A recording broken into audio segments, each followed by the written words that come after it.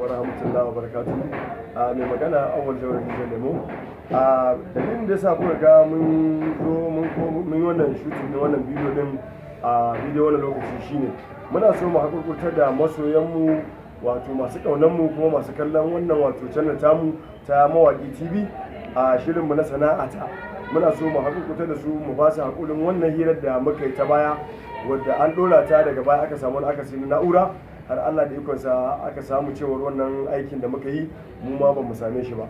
Muna hakurkutar da mutane masoyanmu da su hakuri da wannan abin da ya faru, amma da izinin Allah ranar Laraba misalin karfe 8:30 na daren Laraba mai zuwa insha Allah za mu saki wannan hirar tamu da muka yi a baya da ba a ganta ba in Allah da ai mana hakurin wannan matsalar da aka samu.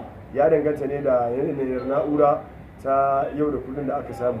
Da fatan ubangiji Allah ubangiji ya ba mu sa'a kuma ba mu nasara a wannan tasha taku mai albarka ta Mawaki TV a shirin sana'a ta insha Allah. Sannan kuma a ƙarshe akwai wato wani gagarumin series da za mu fara insha Allah, wanda za mu fara shi shine wanda ake kiransa uwar mijina ce.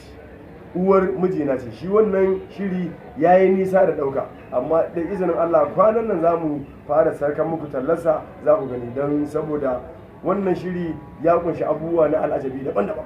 Wato dai kan cika ku da surutu, sai dai in Allah ya kai mu wannan rana ta zo za ku ga wato wannan talla ta uwar mijina ce ita ma insha Allah. Karfa kuma ce za ku kalli wannan shirin namu a wato Mawaki TV. Salamu alaikum jama'a. Masha Allah.